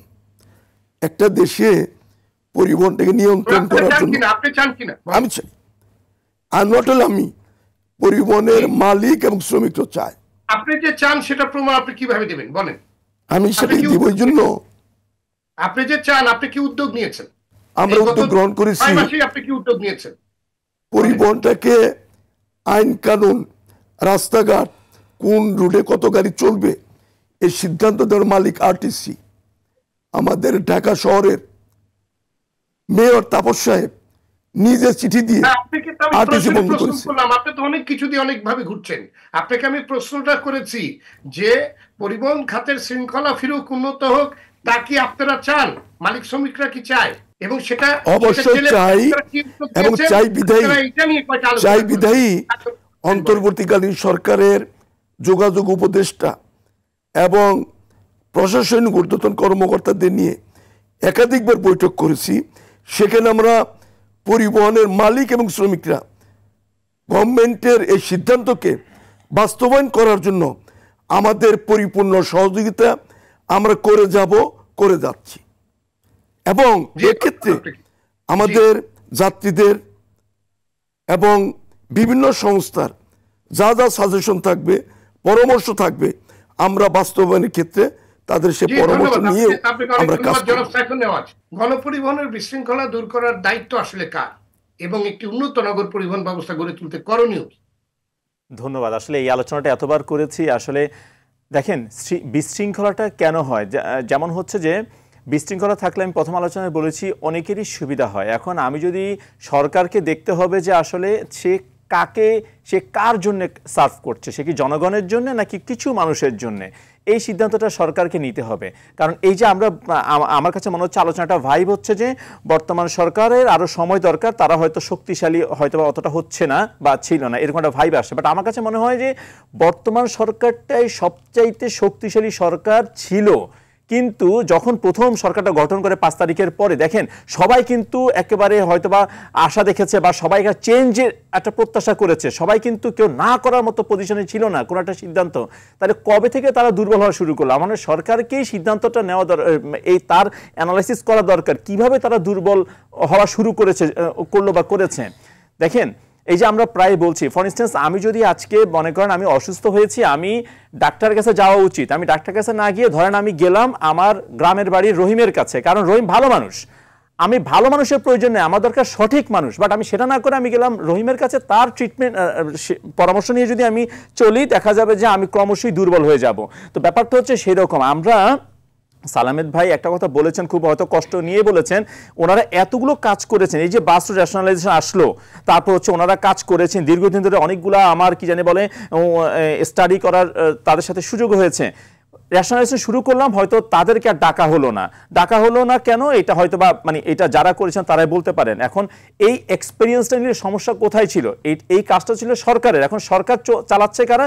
যিনি হয়তো একজন ভালো মানুষ, বাট তিনি অ্যাপ্রোপ্রিয়েট কিনা সেই ব্যাপারগুলোও কিন্তু আসলে খুব খেয়াল করা দরকার, যে আমরা পরামর্শগুলো, কারণ এই যে আমরা হয়তো বলতে পারি যে আজকে বিআরটিএ কেন এই প্রজ্ঞাপনটা দিয়ে দিল, বাট বিআরটিএ প্রজ্ঞাপনটা দিয়েছে যিনি দিয়েছেন, তার মানে তিনি কি সেই অ্যানালিটিক্যাল পাওয়ারটা নাই যে অলরেডি যেটা আইনে আছে সেটা প্রজ্ঞাপন দেওয়ার কি দরকার? তার মানে তারা আসলে কিভাবে অ্যানালাইসিস করছেন আমি আসলে ঠিক শিওর না। আপনি যে প্রশ্নটা করছেন সেটা হচ্ছে যে তাহলে দায়িত্বটা কার? ডেফিনেটলি দায়িত্ব হচ্ছে একটা আমাদের মন্ত্রণালয় রয়েছে, তাদের এই পরিবহনটা, এবং অলরেডি সাজেশন দেওয়া আছে, 100 বার সাজেশন দেওয়া হয়েছে, তাদের নতুন কিছু করার প্রয়োজন নাই। তারা যদি চায় যে আসলে গণপরিবহনকে আনবে, রেশনালাইজেশনটা ধাপে ধাপে নিয়ে আসুক, তারা যদি চায় যে আমার আস্তে আস্তে যানবাহন কমাতে হবে, ডেফিনেটলি তাদেরকে কিন্তু মূল জায়গায় হাত দিতে হবে। সাদ্দাম সাহেব খুব সুন্দর একটা কথা বলেছেন। দেখেন আমি মালিকদেরকে দেখেন, যতগুলো সিএনজি রয়েছে মালিক কিন্তু ততজন, বা অনেকে হয়তো 2টা সিএনজি থাকতে পারে, অর্থাৎ এই 5-7 হাজার লোককে কন্ট্রোল করাটা সহজ। আমি যদি তাদের থেকে সরকার নির্ধারিত ভাড়াটা, যদি আপনার সরকার নির্ধারিত ভাড়া বলতে যেটা কিনা হয়তো 900 টাকা বা 950 টাকা যেটা প্রতিদিন নেওয়ার কথা, তারা যদি সেটা মানাতে পারি, চালকরা কিন্তু আবার সেই জায়গা থেকে একটু রিলিফ পায়, তারা তখন আবার মিটারে চালাতে পারি। মানে আমরা একটা চক্রের ভিতরে পড়ে যাচ্ছি, এই চক্রে কেউ ভাঙছি না। আমার প্রশ্ন সাইফুল নেওয়াজ, সাদ্দাম সাহেব যে কথাটি বলেছেন খুব অ্যাপ্রোপ্রিয়েট, আপনিও সেটা বলছেন, আমরাও সেটা বলছি, যে মালিকদেরকে ধরতে হবে এবং মালিককে একটা নির্দিষ্ট ভাড়া, যে এর বেশি তুমি নিতে পারবে না। তো যারা নীতি নির্ধারক কিংবা যিনি বসে আছেন এই দায়িত্বে, উনি কি এটা বুঝতেছেন না? উনি তো বুঝতেছেন, তাহলে উনি এটা করতে পারছেন না কেন? হয়তোবা ওই যে বললাম, তিনি ভালো মানুষ কিন্তু তিনি অ্যাপ্রোপ্রিয়েট মানুষ না, কি করতে হবে সেটা হয়তো তাকে সে তখন বুঝছেন না। এবং দ্বিতীয় ব্যাপারে আরেকটা ব্যাপার পয়েন্টে আসছে, সেটা হচ্ছে যে ওই যে ব্যাটারিচালিত রিক্সা। ভাই ব্যাটারিচালিত রিক্সা আমার রাস্তায় ধরবো কেন? আমি বারবার বলেছি, ব্যাটারিচালিত রিক্সা আজকে রাতে চার্জ হচ্ছে হয়তো ঢাকা শহরে সর্বোচ্চ 100টা ব্যাটারি স্টেশনে কিন্তু চার্জ হচ্ছে। প্রত্যেকটা থানা এলাকায় এরকম 2-4টা করে ব্যাটারি স্টেশন রয়েছে, সেগুলো আপনি বন্ধ করে দেন না কানেকশন, কালকে তো এগুলো নামতে পারবেন না। আপনি বন্ধ করবেন কিভাবে? আগেও সেখান থেকে একটি গ্রুপ টাকা নিত, এটা তো কাঁচা পয়সা। এই রাইট, কাঁচা পয়সা যেখানে রয়েছে সেটা আমি গণপরিবহনের শৃঙ্খলা বলেন, সেখানেও কাঁচা পয়সা আছে, সেখানেও কাঁচা পয়সা আছে। ব্যাটারি তো রিক্সা যখন কাঁচা পয়সার ব্যাপার, তখন কিন্তু আর এই আমাকে যদি জিজ্ঞেস করেন করণীয় কি, এখানে আমি ব্যর্থ হই। যেখানে কাঁচা পয়সার কাছে সবাই দেখা যাচ্ছে হার মেনে যাচ্ছে, জনগণের ভোগান্তি হচ্ছে, কিন্তু এই জায়গাতে সিস্টেমটাকে ঠিক করছে। বাট এই সরকার তো আমরা গুরুত্বপূর্ণ একটি কথা বলেছেন যে 100টি পয়েন্ট থেকে চার্জ হচ্ছে, সেখানে শত শত রিক্সা কিন্তু সারা রাত চার্জ বন্ধ করা যায়। এগুলা বেশিরভাগই আপনি অবৈধ বিদ্যুৎ নিয়ে এই চার্জগুলো, অবৈধ বিদ্যুৎ এটা কি আপনি থানা এলাকায় সবাই জানে কোথা থেকে হচ্ছে। তো এটা কি বন্ধ করা খুব একটা কঠিন কাজ? একেবারেই না। এটা তো পুলিশ চাইলেই কালকে পারে, পুলিশকে সেই সাপোর্টটা দেওয়া হোক, সেই টেকনিক, সেই আইডিয়াটা দেওয়া হোক, বা পুলিশ যদি চায়, কারণ সে যদি চিন্তা করে যে এই রিক্সা চললে আমার লাভ, আমি তো বললাম বিশৃঙ্খল পরিস্থিতি থাকলে কিছু মানুষের লাভ হয়, ভোগান্তিতে পড়ে জনগণ। এখন সরকার, আমি মনে করি বর্তমান সরকার এখনো যে পর্যায়ে আছে, ডেফিনেটলি তারা যদি কিছু সঠিক সিদ্ধান্ত নেয়, আমাদের এখানে দরকার সঠিক মানুষ। মেসি যতই ভালো খেলুক, তাকে কিন্তু মিডফিল্ডারের কাছ থেকে বলটা পেতে হবে, তার সে যদি ভালো জায়গায় বল পায় তখন সে গোল দিতে পারবে। আমি যদি মিডফিল্ডার আমার পছন্দের ব্যক্তি না এটা বলে যদি আমি তাকে সরিয়ে ফেলি, দুর্বল ভালো মানুষ একজনকে নিয়ে আসি, আমার কিন্তু ওই কারো পক্ষেই দল জেতানো সম্ভব না। আপনি দেখেন কিছু আগে ওই গোলাপি বা ওই এক কালারের বাস সিস্টেম চালু করার পরে আপনার দেখা যাচ্ছে সেই রুটে আরো অনেক বাস রয়েছে, তারা ওই সিস্টেমে যেতে চাচ্ছে না। কিছু আগে কিন্তু বাসের একটা সংকট দেখা দিয়েছিল, কারণ অনেকেই দেখা যাচ্ছে যে ওই সিস্টেমটা ওই আগের নিয়মে চলতে চায়। অর্থাৎ তার মানে কিন্তু এটাও আমার কাছে মনে হচ্ছে তড়িঘড়ি করে একটা সিস্টেম নিয়ে আসা। এবং আমার যেটা সন্দেহ, এটা কি আসলে বাস রুট রেশনালাইজেশনটাকে বাধা দেওয়ার জন্য হয়েছে কিনা সেটাও চিন্তা করা প্রয়োজন রয়েছে। কারণ বিশৃঙ্খল থাকলে অনেকেরই সুবিধা হয়, পুরো যাত্রী সমস্যা হলেও কিছু কিছু মানুষের সুবিধা হতে পারে। আর যেহেতু আমরা চাচ্ছি একটা শৃঙ্খলিত বাহন, কারণ রেশনালাইজেশন যখন চলে আসবো, আমি যখন পুরো ঢাকা শহরকে আমি কয়েকটা রুটে নিয়ে আসতে পারবো, ডেফিনেটলি এখানে অনেক সুবিধা যেমন আসবে, অনেক অসুবিধা দূর হবে। এই জায়গা থেকে আমি মনে করি হঠাৎ করে এসে গোলাপি বা এক কালারের বাস সিস্টেম চালু করাটা, এটা আসলে আমি সেই মিটিংয়ে আমার থাকার সুযোগ হয়েছিল, আমি তখনই মতামত দিয়েছিলাম যে এটা আসলে ডিটিসি এর সাথে আমাদের একটু কমিউনিকেট করা উচিত, আদারওয়াইজ কিন্তু দেখা যাবে যে এখানে সফল হবে না। এবং সেই মিটিংয়ে কিন্তু দেখা গিয়েছে ব্যাপারটা এমন হয়, খুব ইন্টারেস্টিং, যে ওই মিটিংয়ে সিদ্ধান্ত নিতে চাচ্ছিল যে আসলে মানে এত বড় একটা মানে সিদ্ধান্ত কাইন্ড অফ টেবিল টকে আধা ঘন্টা বা 1 ঘন্টার মিটিংয়ে হয়ে যাওয়ার কথা, বাট এটা পৃথিবীর কোনো দেশে কি 1 ঘন্টার ডিসিশনে একটা রুট বা এরকম কিছু সিদ্ধান্ত হতে পারে?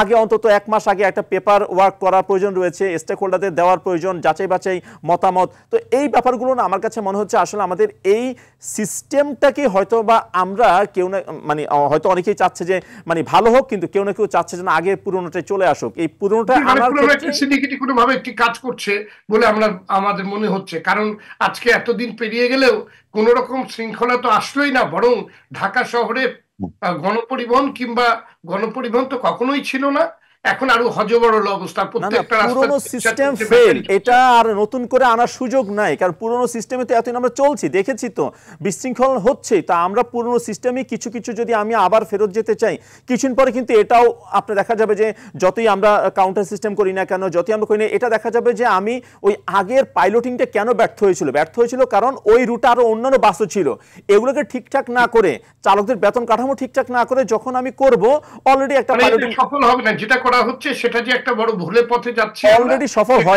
হয়নি, সো নতুনটা হবে সেই আশা আমরা দেখি না। তাই এই জায়গাতে আমি বলবো যে অলরেডি সাজেশনগুলো দেওয়া আছে, এমন না যে আমাদের কোনো রকেট সায়েন্স করতে হবে। গণপরিবহনের শৃঙ্খলা আনার জন্য এখনই ভালো সময়।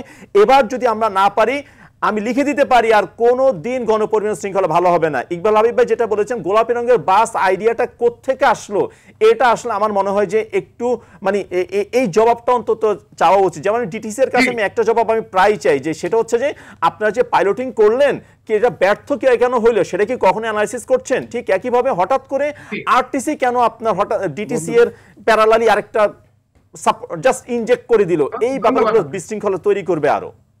ধন্যবাদ আপনাকে। ডক্টর সালেউদ্দিন, বাস রুট রেশনালাইজেশনের উদ্যোগ বারবার কেন মুখ থুবড়ে পড়ছে? ভুলগুলো কোথায় হচ্ছে? সমাধানই বাকি, সংক্ষেপে যদি বলেন। আসলে বিষয়টা এরকম যে সংক্ষেপে বলা খুব কঠিন, তারপরে বলতে হবে যেহেতু সময়ের সাথে জড়িত।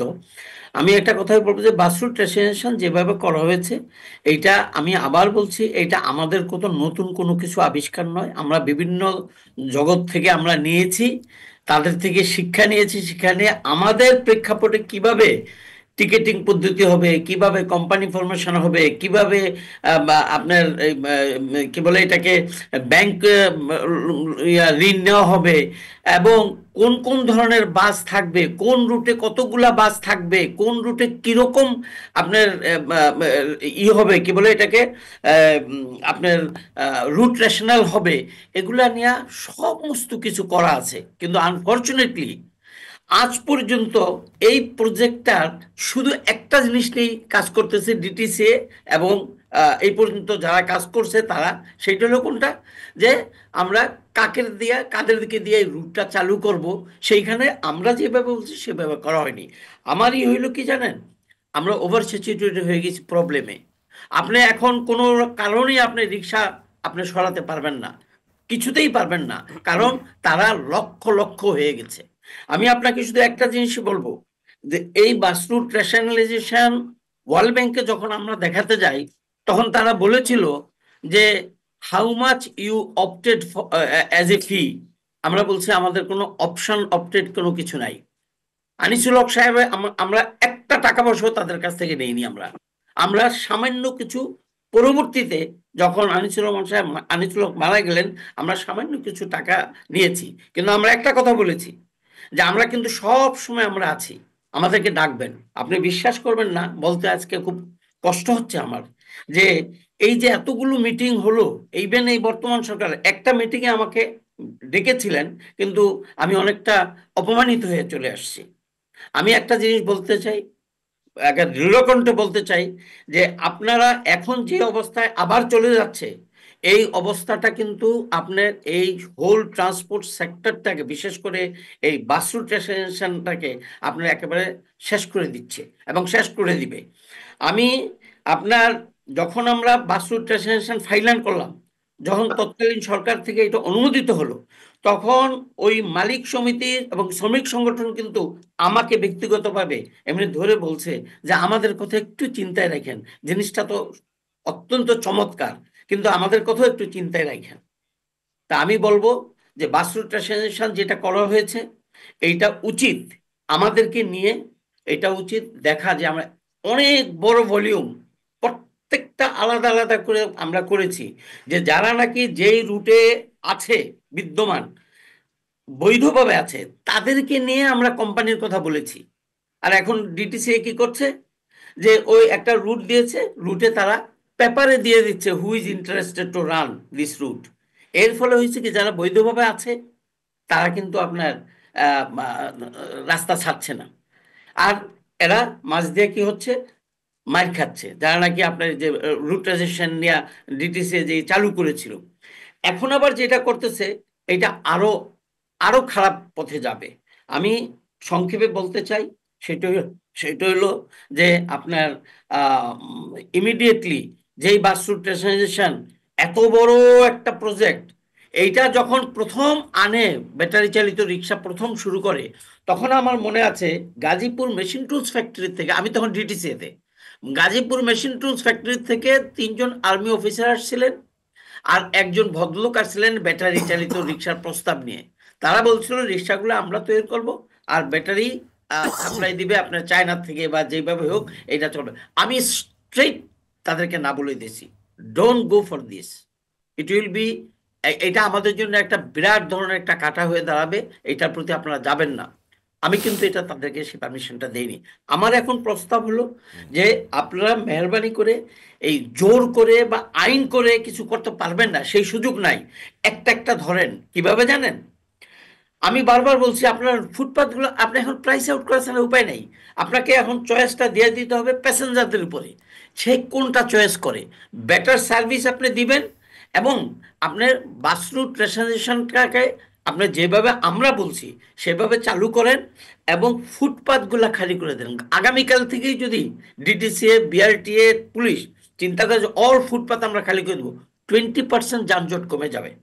তখন মানুষ যখন হাঁটবে তখন সে কিন্তু আপনার বাসের অপশনটা নেবে দেন এই ব্যাটারি চালিত রিক্সা। আপনি একটা ভালো কথা বলেছেন, কারণ এই তথ্য আমার কাছেও আছে। সেটা কোনটা জানেন, আপনি এই ইয়াতে যান, পঙ্গু হাসপাতালে যান, 80% অ্যাক্সিডেন্ট প্রতিদিন শুধু এই ব্যাটারি চালিত রিক্সার থেকে হচ্ছে। Nobody cares for it. আপনি ব্যাটারি চালিত রিক্সা যেহেতু আপনি পারবেন না, আপনাকে এখন একটা কাজ করতে হবে, সেটা হলো যে আপনাকে এরিয়া ভিত্তিক আপনার পকেট রুটে কিছু ব্যাটারি চালিত রিক্সা চালু রাখার বন্দোবস্ত করতে হবে। আমরা সবাই একটা কথা বলি যে এদের কি হবে, এদের কি হবে মানে কি, আপনি গ্রামে যান, আপনার মাছ ধরার লোক নাই, চাষ করার লোক নাই, আপনার কোনো মানুষ নাই, সব মানুষ চলে আসে ঢাকাতে। আমি এক সময় আমার মনে আছে ডিটিসিএ থাকাকালীন আমি ওয়ার্ল্ড ব্যাংক থেকে আমি $15 মিলিয়ন মতো একটা নেওয়ার চেষ্টা করেছিলাম, যে যারা নাকি রিক্সা চালায় তাদেরকে কিভাবে আমরা অন্যত্র আমরা তাদেরকে আপনার করতে পারি, এঙ্গেজ করতে পারি।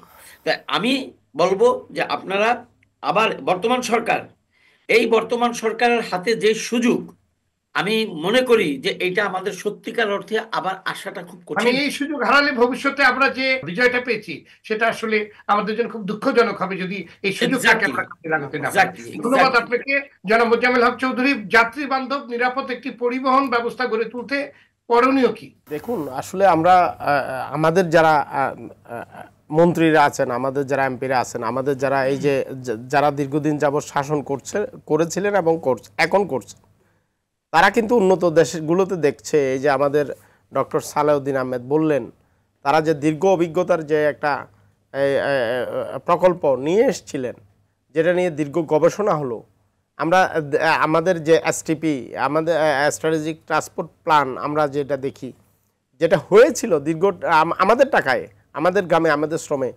এই যে সুন্দর সুন্দর প্রকল্পগুলো হলো, এই প্রকল্পগুলো একটা প্রকল্প মেট্রো রেল ছাড়া আর অন্য কোনো প্রকল্প কিন্তু আলোর মুখ দেখলো না। যদি না দেখে আমরা তো এই যে নির্ভরযোগ্য গণপরিবহন, আমাদের যে অনুকূলের গণপরিবহনের আমরা আশা করতে পারি, কিন্তু এটা তো বাস্তবিকতে পাওয়া সম্ভব না। বাংলাদেশের এই যে রাজধানী, এই ঢাকা যদি আমরা ধরি, আমরা এই যে চিটাং রোড থেকে গাবতলী পর্যন্ত একটা বড় ধরনের করিডোর আমাদের আছে, একটা রোড, এই রোডটাকে রেশনালাইজেশন পদ্ধতিতে যদি ইলেকট্রিক বাস নিয়ে এসে, আমাদের বেশি বাসের প্রয়োজনও নেই, 500 বাস, আমরা 5000 বাসের কথা বলি পুরো নগর জুড়ে, শুধুমাত্র 500 বাস দিলেও আজকে একটা মেট্রোতে 4 লক্ষ ট্রিপ যাত্রী হচ্ছে প্রতিদিন। কিন্তু এখন আমাদের এই যে আরেকটা করিডোর যদি এই সরকার চায়, আমি জানি এই সরকারের মাননীয় প্রধান উপদেষ্টা, ওনার আন্তর্জাতিক যোগাযোগটা অনেক ভালো, উনি যদি অফার করেন পৃথিবীর অনেক দেশে, সে আমাদেরকে এই কাজটি করে দিয়ে যেতে পারেন। যদি আমরা এই যে চিটাং রোড থেকে গাবতলী পর্যন্ত এই একটা করিডোরকে যদি আমরা রেশনালাইজেশন পদ্ধতিতে আমরা ইলেকট্রিক বাস নিয়ে নামাই এবং কোম্পানি ভিত্তিক স্মার্ট কার্ডে ভাড়া আদায়ের পদ্ধতিটা চালু হয়, স্টপেজগুলোতে যাত্রী উঠবে, স্টপেজগুলোতে যাত্রী নামবে, নির্দিষ্ট সময়ে আমরা বাস পাবো, এই বিষয়টা যদি এনশিওর করা যায়, আমি মনে করি এই নগরীর গণপরিবহনের চেহারা রাতারাতি পাল্টে দেওয়া সম্ভব। এই যে আপনি দেখেন, আজকে বিআরটিএ নিজে আজকের এই নৈরাজ্যটা তৈরি করে দিয়ে কেন এই তাণ্ডব তৈরির সুযোগ করে দিল, যাত্রীদের কেন একটা ভয়ঙ্কর সংকট তৈরি করে দিল। 2018 সালের আইনেই আছে, একটা সিএনজি যাত্রীদের পছন্দের গন্তব্যে না গেলে অথবা মিটারের অতিরিক্ত ভাড়া দাবি করলে তার 50,000 টাকা জরিমানা করতে হবে। যেটা আইনে আছে সেটা কেন 3 দিন আগে গ্যাজেট করা হলো? অর্থাৎ বিআরটিএ নতুন করে একটা নিজেই একটা সংকট তৈরি করলো। কিন্তু সংকট তৈরি করার আগে আমরা যারা যাত্রী অথবা নাগরিক সমাজ, আমরা যারা সুশীল সমাজের মানুষজন আছি, আমাদের একটু পরামর্শ নিতে পারতেন, এটা এই প্রক্রিয়ায় তারা কিভাবে আসতে পারতেন, স্টেক হোল্ডারদের সাথে আলোচনা করতে পারতেন। কিন্তু আলোচনা করেছেন কাদের সাথে? সেই সিন্ডিকেটের লোকজনের সাথে, সেই সিন্ডিকেটের মালিক সমিতি, শ্রমিক ইউনিয়ন, এই যে কথিত শ্রমিক সড়ক পরিবহন শ্রমিক লীগ, এদের নেতাদের সাথে আলোচনা করেছেন। যারা আগের আওয়ামী সিন্ডিকেটের সাথে জড়িত ছিল, তারা কিন্তু এই নানান আন্দোলনগুলো উস্কে দিচ্ছে, সেই উস্কানিতে কিন্তু বিআরটিএ পা দিচ্ছে। এমন যদি হয় তাহলে কিন্তু দেশের কোনো অবস্থার পরিবর্তন হবে না, সরকার স্থিতিশীলভাবে তার দায়িত্ব পালন করতে পারবে না। আমরা এই যে গোলাপি কালারের যে বাসটি দেখলাম, আমরা পর্যবেক্ষণ করলাম, যে যাত্রীদের দুর্ভোগের প্রেক্ষিতে আমরা মাঠে নেমে দেখলাম, আসলে সেই লক্কর বাসগুলো উচ্ছেদের জন্য সে 2011 সাল থেকে সরকার নানাভাবে সিদ্ধান্ত নিয়ে আসছিলেন, একটি বাসও নগর থেকে সরাতে পারেননি। কিন্তু এটা করবে কে? এটা করার জন্য আমি মনে করি এই সরকার উদ্যোগ নেবেন। যদি এই সরকারের সময়ে এই কাজটি না হয়, আমরা আশাহত হব। আমি আর সরকারের কাছে প্রত্যাশা রাখবো সরকার এই ব্যাপারে একটা উদ্যোগ নেবে। ধন্যবাদ আপনাকে অনেক ধন্যবাদ জনাব হুমায়ুন কবির। কেউ বলেন দুটি কারণে গণপরিবহন ব্যবস্থার উন্নতি হচ্ছে না। এক, পরিবহন মালিক শ্রমিকদের রাজনৈতিক হাতিয়ার হিসেবে ব্যবহার করার প্রবণতা, আর 2, গণপরিবহন খাতকে ঘিরে শত শত কোটি টাকার চাঁদাবাজি। এই পরিস্থিতি থেকে গণপরিবহন খাতকে বের করার উপায়? গণপরিবহনের আলোচনা যখনই ওঠে, সেখানে মালিক বা শ্রমিকদের নৈরাজ্যের কথাটা আসে, চাঁদাবাজির কথাটা আসে। আসলে তা বাস্তবতা নয়। কারণ এখানে একটা জিনিস বলা প্রয়োজন, যে গরিব মানুষের ফুলাপান যদি কোরআন শরীফও পড়ে, সেটাও মানুষের দোষ ধরে। কারণ পরিবহন শ্রমিক অশিক্ষিত, অর্ধশিক্ষিত। আমরা করোনা মহামারীর সময় দেখেছি এই পরিবহন শ্রমিকদেরকে সাধারণ শ্রমিকরা আন্দোলন করেছে, কারণ এই যে হাজার হাজার কোটি টাকা তাদের কল্যাণের জন্য যে টাকাটি চাঁদা তোলা হয়েছে তাদের কাছ থেকে কিংবা সংগ্রহ করা হচ্ছে, তার কিছুই তারা পায়নি। কোন রাজনৈতিক দল যদি, এটা তাদের পিছনে খরচ করা হয়, কোন রাজনৈতিক দল যদি এট এ টাইম 15 বছর ক্ষমতায় থাকে, তারা এই মনোফুলি ব্যবসা তারা করবেই। একটা রাজনৈতিক দল যদি 5 বছর ক্ষমতায় থাকে, তাহলে 5 বছর পরে বন্ধ হয়েছে ভোটের কারণে তারা এই কাজটা করবে না। এই জন্য 5 বছর পর পর গণতান্ত্রিক পদ্ধতিতে সরকার পরিবর্তন হওয়া প্রয়োজন। শুধু মালিক এবং শ্রমিকদের দোষ দিয়ে আমরা নৈরাজ্য থেকে বেরিয়ে আসতে পারবো না। বেরিয়ে আসতে গেলে আমাদের সম্মিলিত প্রচেষ্টার প্রয়োজন। মালিক, শ্রমিক, জনগণ সকলকে ঐকান্তিক প্রচেষ্টার মাধ্যমে দেশটা আমাদের।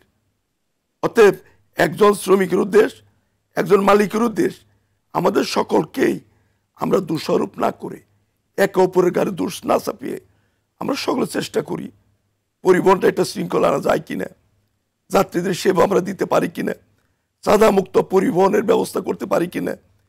এই 5 তারিখের পরে আমি চ্যালেঞ্জ করে বলতে পারি, পরিবহন মালিক সমিতি এবং শ্রমিক ফেডারেশন কোথাও কোনো চাঁদাবাজির সঙ্গে সম্পৃক্ত না।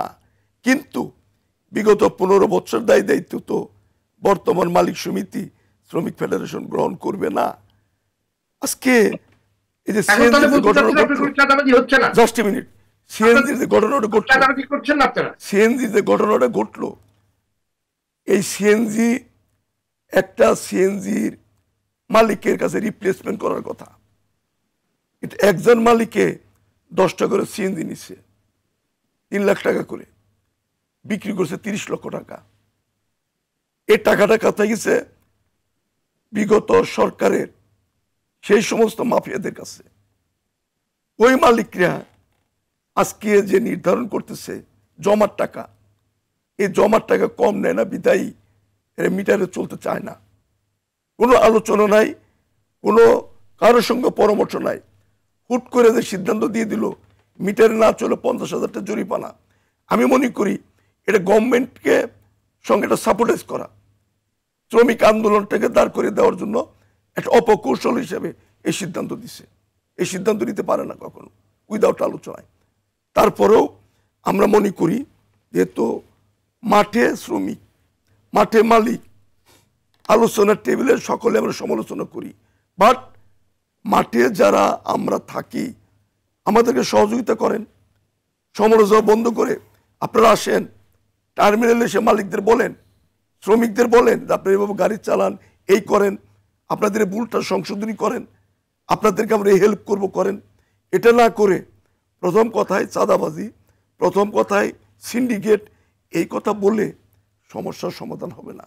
সমস্যার সমাধান করতে গেলে আমাদের সকলকে এগিয়ে আসতে হবে। আমাদের বর্তমান সরকারের যোগাযোগ উপদেষ্টাকে ওনার নেতৃত্বে, ওনার সভাপতিত্বে ঢাকা শহরে যানজট মুক্ত করার জন্য, যাত্রীদের সেবা করার জন্য পরিবহনকে নিয়ে একটা পরিকল্পনা হাতে নিয়েছেন।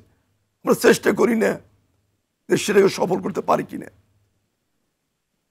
এখন যে সিদ্ধান্তগুলি হয়েছে আমরা কি সেটার পক্ষে কাজটা করে বাস্তবায়ন করব না সমালোচনা করে সেটা বন্ধ করব, এটা আমাদের বিবেকের ব্যাপার।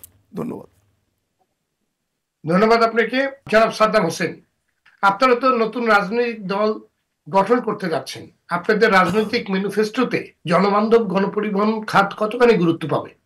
জি ধন্যবাদ। আমি আপনার এই প্রশ্নটার অ্যান্সার দিচ্ছি। তার আগে ডক্টর সালাউদ্দিন ভাইয়ের একটা কথাকে আমি অত্যন্ত বিনয়ের সাথে দ্বিমত করব। উনি বলেছেন যে ব্যাটারি চালিত অটোরিকশাটা এমন একটা পর্যায়ে চলে গেছে যে এটাকে এখন আর উঠাতে পারবেন না। এই হতাশার জায়গায় আমি নাই। আমি আপনাকে 3টা পয়েন্ট বলছি, 3টা স্টেপ ফলো করলে অবশ্যই আপনি এই সমস্যা থেকে মুক্তি পাবেন। প্রথমত, ব্যাটারি চালিত অটোরিকশার যেই পার্টসগুলো, অর্থাৎ ব্যাটারি, মোটর সহ যাবতীয় যে পার্টসগুলো, এই পার্টসগুলোর সাপ্লাই চেইন আপনি ইন্টারাপ্টেড করে দেন। আপনি ব্যাটারি চালিত অটোরিকশার সাপ্লাই চেইন বন্ধ করে দেন। 2 নাম্বার, এটাকে যারা হচ্ছে অ্যাসেম্বল করছে বাংলাদেশে গুটি কয়েক প্রতিষ্ঠান, এই অ্যাসেম্বলিং এই প্রতিষ্ঠানগুলোকে আপনি হচ্ছে রেট দেন, কারণ এদের তো অনুমতি নাই, অনুমতি ছাড়াই এই ব্যবসাটা তারা করছে। সুতরাং এরা গুটি কয়েক, এদেরকে আপনি রেট দিলে, বন্ধ করে দিলে আন্দোলন হবে না রাস্তায়। তো আপনি এই জায়গায় অ্যাড্রেস করেন। 3 নাম্বার যে পয়েন্ট আপনি করবেন সেটা হচ্ছে আর নতুন করে ব্যাটারি চালিত অটোরিকশা যাতে ঢাকার বাইরে থেকে ঢাকায় না আসতে পারে সেই ব্যবস্থা করে দেন। 4 নম্বর আরেকটা সাপ্লিমেন্ট পয়েন্ট, সেটা হচ্ছে আপনি ঢাকা শহরের কিছু কিছু ব্লক নির্ধারণ করেন স্টেপ বাই স্টেপ। আপনি প্রথমে বলে দেন যে এই রুটে আজকের পর থেকে ব্যাটারি চালিত অটোরিকশা চলবে না, তারপর 1 সপ্তাহ পরে বা 1 মাস পরে আরেকটা রুট ধরেন, ওই রুটে এই ব্যাটারি চালিত অটোরিকশা চলবে না। এভাবে ধাপে ধাপে ধাপে ধাপে এই ব্যাটারি চালিত অটোরিকশাগুলোকে গলিতে পাঠিয়ে দেন। প্রথমত আপনি গলিতে পাঠাবেন, তারপর আপনি সাপ্লাই চেইন ইন্টারাপ্টেড করে দিবেন, বন্ধ করে দিবেন, then I can guarantee you যে ব্যাটারি চালিত অটোরিকশা মানে উইদিন ইয়ার্স বন্ধ হয়ে যাবে। দারুণ দারুণ সুন্দর একটি ফর্মুলার কথা বলেছেন, খুবই একটা যৌক্তিক, এটাকেই বলা হয় ইন্টেলেকচুয়াল, যে আপনার মানে বুদ্ধি দিয়ে কাজ করা আর কি, যে যেভাবে আপনার কাজটি সমাধান হবে। কিন্তু যারা নীতি নির্ধারক তারা কি এই জিনিসটা বুঝেন না? তারা কি এই দুটো নেওয়া তো খুবই সহজ ছিল। আমি এই জায়গায় আসতেছি। এখন ধরেন আমাদের উপদেষ্টা, যোগাযোগ উপদেষ্টা, তিনি চমৎকার মানুষ এবং খুবই দক্ষ একজন মানুষ, বিভিন্ন সেক্টরে কাজ করার তার অভিজ্ঞতা রয়েছে এবং তিনি চেষ্টাও করছেন যোগাযোগ ব্যবস্থার উন্নতি করতে। কিন্তু তিনি তো একজন মানুষ, তিনি কয়টা মন্ত্রণালয়ে দক্ষতার সাথে দেখবেন। তারপর আসলে একটা মন্ত্রণালয় তো একজন উপদেষ্টার মাধ্যমে চলে না ভাই। একটা মন্ত্রণালয় অনেকগুলো চেয়ারের সমষ্টি, এবং এই চেয়ার মানে তা শুধুমাত্র অনেকগুলো চেয়ার না, অনেকগুলো অধিদপ্তরের সমষ্টি। এই অধিদপ্তরগুলোতে আবার অনেকগুলো পদ, গুরুত্বপূর্ণ পদ। এই পদগুলোতে, এই অধিদপ্তরগুলোতে আমি ওভারনাইট অ্যাপ্রোপ্রিয়েট লোকগুলো 6 মাসের মধ্যে বসায় ফেলতে পারবো বলে আপনি আশা করেন? এই মানুষগুলো কি বাংলাদেশে আমি ওভারনাইট তৈরি করে ফেলবো? তৈরি করতেও তো সময় লাগবে। 15 বছর এই সেটআপগুলোকে যেভাবে হাজার হাজার মানুষকে বিভিন্ন মন্ত্রণালয়ের যে সেটআপে রাখা হয়েছে, এই সেটআপগুলোতে আমি 6 মাসে চেঞ্জ করে ফেলতে পারবো না। আপনাকে এই রিয়েলিটিটা বুঝতে হবে। সুতরাং যোগাযোগ উপদেষ্টার দোষ দিয়ে লাভ নাই, সরকারের দোষ দিয়ে লাভ নাই। আমরা কাউকে দোষ দিচ্ছি না, আমরা চাচ্ছি সমাধান। এই যে আপনি এই অ্যাপ্রোপ্রিয়েটলি, আমিও তো সমাধান চাই, বাট সমাধানটাকে ধাপে ধাপে আপনার এক্সপেক্ট করতে হবে। আপনি ওভারনাইট কোনো সমাধান এক্সপেক্ট করেন না। গত 15 বছর বাংলাদেশটাকে একেবারে অকার্যকর একটা দেশে পরিণত করে ফেলা হয়েছে। আপনি দেখেন ঢাকা শহরে পরিবহন সেক্টরে যে কথা বলছেন, আপনি গত 15 বছর আগে আমার পরিবহনের মানে স্পিড কত ছিল আর আজকে পরিবহনের স্পিড কত? এখন তো পায়ে হেঁটে যাওয়ার যে গতি, তার চেয়ে তো কম গতিতে চলছে আমাদের গণপরিবহনগুলো। সুতরাং আপনি এই গত 15 বছর, বা আমি যদি বলি গত 53 বছরের বাংলাদেশ, এই 53 বছরের বাংলাদেশকে কিন্তু আপনি 6 মাসে চেঞ্জ করে ফেলতে পারবেন না। আপনাকে পুরো রাজনৈতিক কাঠামোটাকে পরিবর্তন করে ফেলতে হবে। পুরো রাজনৈতিক কাঠামোটাকে যখন আপনি পরিবর্তন করে ফেলতে পারবেন, যখন আপনি সৎ দক্ষ রাজনীতিবিদদের মাধ্যমে সেন্ট্রাল কমান্ড দিতে পারবেন, তখন তার মাঠের রাজনৈতিক কর্মীরা ওই যে গণপরিবহনের মালিকদের কাছ থেকে, শ্রমিকদের কাছ থেকে 2 পয়সা বেনিফিট নেওয়ার জন্য তাদের পক্ষ নেবে না এবং তাদের পক্ষ নিয়ে তাদেরকে উস্কে দিবে না। ফলে গভর্নমেন্টের সিদ্ধান্ত বাস্তবায়ন করা ইজি হবে। এখন যেটা হচ্ছে, যে অরাজকতা হচ্ছে, এই অরাজকতার মানে একদিন 2 দিনের অরাজকতা না, এটা গত 53 বছরের যে সেটআপ বাংলাদেশে তৈরি হয়েছে। এই যে রাজনৈতিক দলের নেতাকর্মীরা, পরিবহন দুষ্ট পরিবহন মালিক সমিতি লোকেরা এবং শ্রমিক কল্যাণ সমিতিগুলো, এই ট্রাইপার্টি যে সিন্ডিকেট, এই সিন্ডিকেটটাকে, এই 53 বছরের সিন্ডিকেটটাকে আমি একদিনে ভেঙে ফেলতে পারবো বলে আমি অন্তত বিশ্বাস করতে চাই না। আপনারা করেন কিনা আমি চাই না। এই জন্য আমাদেরকে যেটা করতে হবে, ওই যে স্টেপ বাই স্টেপ এমনভাবে সিস্টেমটা করতে হবে যাতে করে আসলে কেউই আপনার এগেনস্টে দাঁড়াতে না পারে। এরকম গণ আন্দোলনে যে সিএনজি চালিত অটোরিকশা চালকদেরকে এভাবে রাজপথে নামার সুযোগ আপনি করে দিতে পারবেন না। আপনি ব্যাটারি চালিত অটোরিকশা চালকদেরকে মাঠে নামার সুযোগ আপনি তৈরি করে দিতে পারবেন না। তারা তো সংগঠিত, তারা ওই আপনার পুলিশের গুলির সামনে কিন্তু দাঁড়িয়ে যাবে, কারণ তাদের হারানোর কিছু নাই। কিন্তু যে তাদেরকে পরিচালিত করছে, তাদেরকে আপনি নিয়ন্ত্রণ করেন, তারা আপনার গুলির সামনে আসবে না, পুলিশের লাঠির বাড়ির সামনেও আসবে না, কারণ তার মানে জানের ভয় আছে, তার মানে সম্পদ হারানোর ভয় আছে। সুতরাং তাদেরকে আগে অ্যাড্রেস করুন। এই সাধারণ খেটে খাওয়া মানুষদেরকে প্রথমেই অ্যাটাক করতে চান না। প্রথমেই এই সাধারণ খেটে খাওয়া মানুষদেরকে অ্যাটাক করছে যারা, তাদেরকে আপনি আগে চিহ্নিত করুন যে কারা আসলে এই সিদ্ধান্তগুলো নিচ্ছে, কারা এই সরকারকে এই ডিসিশনগুলো নিয়ে বেকায়দায় ফেলতে চাচ্ছে। আমরা মনে করি গভর্নমেন্টকে আরেকটু সময় দিতে হবে। আমি বিশ্বাস করি গভর্নমেন্ট পারবে। এই গভর্নমেন্ট না পারলে, যেমন আলোচক বৃন্দ যেমন বললেন, সত্যিকার অর্থে এই গভর্নমেন্ট না পারলে আর কোনো গভর্নমেন্ট বাংলাদেশের এই সংস্কার করতে পারবে না। সুতরাং এই গভর্নমেন্টকে পারার জন্য আপনাদের যৌক্তিক সময় দিতে হবে, যৌক্তিক সমর্থন দিতে হবে। ইনশাল্লাহ আমরা পারবো। ধন্যবাদ আপনাদের সবাইকে আজকে আলোচনায় যোগ দেওয়ার জন্য। দর্শক, একদিকে ব্যাপকভাবে রাজনীতিকরণ, অন্যদিকে মহা লুটপাটের খাতে পরিণত করায় গত 1.5 দশক ধরে সারা দেশের গণপরিবহন ব্যবস্থা চরম বিশৃঙ্খলায় পতিত হয়েছে। বহু প্রাণের বিনিময়ে স্বৈরতন্ত্রের পতনের মধ্যে দিয়ে যে নতুন বাংলাদেশের যাত্রা শুরু হয়েছে, সেখানে গণপরিবহন খাতে অরাজকতায় এই লীগের চেয়ারম্যানই নেওয়া যায় না। শক্ত পদক্ষেপ নিয়ে এর থেকে বেরোতে হবে। দ্রুততম সময়ে বাস রুট র্যাশনালাইজেশন বাস্তবায়ন করতে হবে। রাষ্ট্রীয় বিনিয়োগ বাড়াতে হবে। লক্কর ঝক্কর বাস ও রিক্সাগুলোকে ধীরে ধীরে রাজধানী ঢাকা থেকে সরিয়ে ফেলতে হবে। এই জন্য একটি দীর্ঘমেয়াদী পরিকল্পনা গ্রহণ করতে হবে। দর্শক, আজ এ পর্যন্তই। অনুষ্ঠান পুনঃপ্রচার হবে সকাল 7:30 আগামী সপ্তাহে আবারও দেখা হবে। সে পর্যন্ত সবাই ভালো থাকুন, সুস্থ থাকুন। সঙ্গে থাকার জন্য ধন্যবাদ। শুভরাত্রি।